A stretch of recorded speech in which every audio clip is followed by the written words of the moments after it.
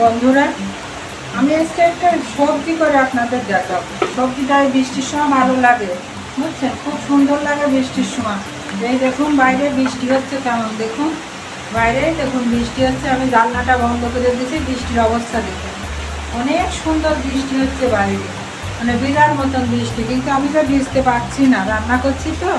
তাহলে দেখুন আমি সবজিটা কি রান্না করব, কাটোয়ার ডাঁটা। দেখুন কাটোয়ার ডাঁটা রান্না করব। কাটোয়ার ডাঁটা দিয়ে আমি এসে কাঁঠালে দিয়েছি, আলু ভেজে রেখেছি, অল্প একটু আমার এই চুনো মাছ নিয়েছিলাম নদীর, তো অল্প একটু চিংড়ি ছিল, চিংড়িগুলো দেবো, পটল ভেজে রেখেছি। আর এতে সাধারণ কাঁচামরিচ আর একটু ভাজা জিরের গুঁড়ো দেবো। বাঙালিয়ানা রান্না, পুরোটাই সাবেকিয়ানা রান্না। আপনাদের হয়তো রেসিপিটা না টেনে দেখলে হয়তো আপনাদের কোনোদিন কাজেও আসতে পারে, ভালো লাগবে হয়তো, আশা করি আপনাদের। রেসিপিটা না টেনে আপনারা দেখতেই থাকুন। আমার গ্যাসটা আমি জ্বালিয়ে দিলাম, গ্যাসটা জ্বালিয়ে দিয়ে আমার সর্ষের তেলে সবজিগুলো ভেজে রেখেছি। কেন, আপনাদের যাতে সুবিধা হয়, ভিডিওটা ছোটো হয় যার কারণে। তো মাদার্স কিচেনে আপনাদের স্বাগতম। আর সিদ্ধ করে নেওয়ার ফলে রান্নাটা আমার ঝটপট হয়ে যাবে। দেখুন এবার আমার তেলটা গরম হচ্ছে।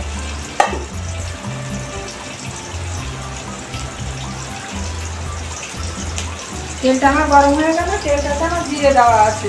আর আমি এতে কী দেবো, আমি এতে দেখুন একটুখানি রাঁধুনি ফোড়ন দিয়ে দিলাম। এই রাঁধুনিটা ফোড়ন দিয়ে দিলাম। রাঁধুনিটা ফোড়ন দিয়ে যখন আমার মশলা ছেলে বাড়তে আসবে, তেলটা কিন্তু আমি সবজি ভেজেছি, আর এই আমার সর্ষের তেলেই আমার এটা রান্না হয়েছে। তাই দেখুন আমার তেলটা গরম হয়ে সবজিটা মশলাটার একটু সুন্দর ঘ্রাণ বেরোক, তখন আমি কাঁচামরিচ দিয়ে দেবো। একটুখানি ঘ্রাণ বেরোক, মশলাটা একটু কালো কালো আসবে, বাদামি রঙ, তখনই সুন্দর একটা ঘ্রাণ আসে। এবার আমি কি করব, আমি কাঁচামরিচগুলো এবার আমি দিয়ে দেবো তেলের উপরে। এই যে কাঁচামরিচগুলো, এই দেখুন আমি কাঁচামরিচগুলো দিয়ে দেবো। কাঁচামরিচগুলো দেওয়ার পরে অনেক সময় ভাজবো না। দেখুন আমি এবার এই কাঁঠালের বিচিগুলো সেদ্ধ করে আমি দিয়ে দিলাম। কাঁঠালের বিচি দেওয়ার পরে আমি ডাঁটাগুলো দিয়ে দিলাম। আমি ডাঁটাগুলো সব দিয়ে দেবো, আর এগুলো আমি একটু পরে দেবো। আর আমার এইগুলো প্রত্যেকটা সবজি কিন্তু একটু একটু লবণ দিয়ে না, মানে সেদ্ধ করা বলেন, নাদা বলেন, হালকা, যেটা একটা পাঞ্চে ভাব থাকবে না। আর আমার আর মিষ্টি গুঁড়োটা নাই বন্ধুরা। আপনারা যদি রান্না করেন কখনো, মিষ্টি গুঁড়ো থাকলে দেবেন, আরও সুন্দর লাগবে। পেঁপে থাকলে দেবেন।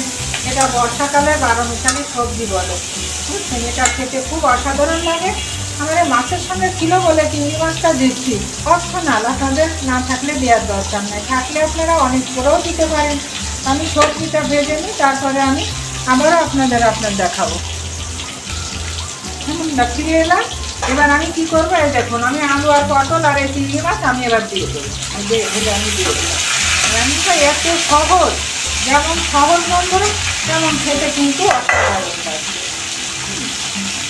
এখানে আপনাদের বারবার বলছি সাবেকিয়ানা রান্না, অনেকেই একটা পছন্দ করে। আমি একটা অল্প হলুদ কিন্তু কম দেবো, মানে রান্নাটা একটু হলুদ কমে হবে।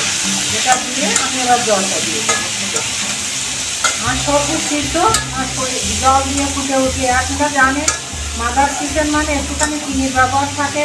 মাদার্স কিচেন মানে গরম জলে রান্না হয়। আমার এই গরম জলটা এখানে দেওয়াই আছে। এটা আমি এবার গরম জলটা, এই দেখুন গরম জলটা আমি এবার দিয়ে দেবো। আমি গরম জলটা দিয়ে দেবো। আমার যতটুকু লাগবে আমি ততটুকু কিন্তু এখানে দেবো। একটু জল জল মাখা মাখা রসা রসা লাগবে, আমি দিয়ে দিলাম গরম জলটা।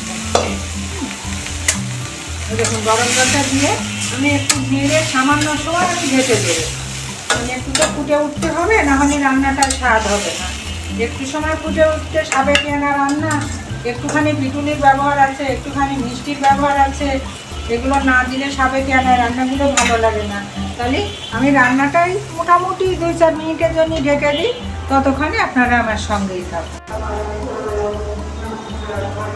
দেখুন বন্ধুরা রান্নাটা মনে হয় আমার হয়েই গেল। সাবেকিয়ানা রান্না তো আমি লবণ মিষ্টি আমার পরিমাণ মতন দিচ্ছি। আপনারা যে যেমন খাবেন সেভাবে সামান্য একটু পিটুলি আমি দিয়ে দেবো। পিটুলি মানে আপনারা চালের গুঁড়ো, ময়দা যা ভাবতে পারেন, হ্যাঁ, আটা যেটাই দেন, কারণ সাবেকিয়ানা রান্না ডাঁটা তো, এর সঙ্গে একটু মাখো মাখো না হলে ছাড়া ছাড়া এসব রান্না ভালো লাগে না।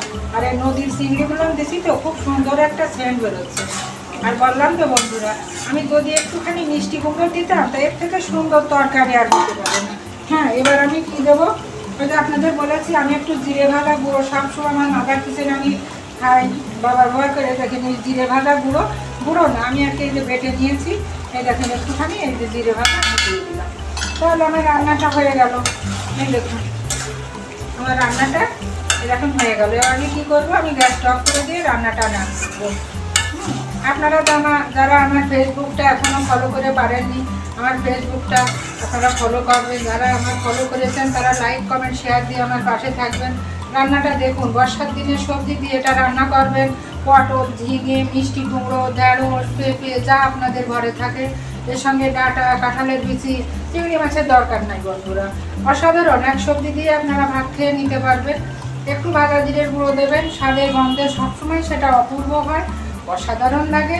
এটা আমার মুখের কথা না, এটা আপনারা পরীক্ষামূলক দেখতে পারেন। আর আমার ইউটিউব যে চ্যানেলটি আছে, প্লিজ আপনারা একটুখানি পাশে যে সাবস্ক্রাইব করবেন, পাশে থেকে লাইক কমেন্ট শেয়ার দিয়েও ওটা আপনারা পাশে থাকবেন। আর যদি আমার এই রেসিপি আপনাদের ভালো লাগে, অনুরোধ রইল আপনারা শেয়ার করবেন, আর আপনারা করে খাবেন, করে আমাকে আপনারা জানাবেন যে আপনাদের কেমন লাগলো বন্ধুরা। সাধারণ এই রেসিপিটি মশলা লাগবে না, শুধু একটু কাঁচামরিচ আর একটু জিরে, আর কিছুই না। তা এখন আমি সবজিটা একটু পরেই নামিয়ে নেব। এই দেখুন সবজিটা আমি এবার নামিয়ে নিচ্ছি। দেখুন কত সুন্দর সবজি হয়েছে, দেখুন আপনারা দেখলেই বুঝতে পারবেন। এরকম সবজিটা আমি এভাবে নামিয়ে নিলাম। আর কাঁঠালের বিচি তো আমার কাছে আপনাদের বন্ধুরা কেমন লাগে জানি না। আর এই দেখুন আমার সে সুপারি খোলা কড়াই, একেবারে মশলা পাতি যা আমার থাকবে সম্পূর্ণ নিষ্কাশন করে নিয়ে চলে আসবে। আমার এটা না হলে আমি রান্না করতে পারি না বন্ধুরা। দেখুন আমার এই সহজলভ্য তরকারিটা ঘরে আপনাদের যা থাকবে তাই দিবেন, প্লিজ করে খাবেন। আর কাঁঠাল বিচিগুলো একটু গলে গেলে খুব সুন্দর একটা স্বাদ আসে। দেখুন আর কেমন লাগবে ভিডিওটা, দেখুন গরম ভাতের সঙ্গে খাওয়া হয়ে যাবে। তা আপনারা এভাবে তৈরি করে বাড়িতে সবাইকে নিয়ে খাবেন।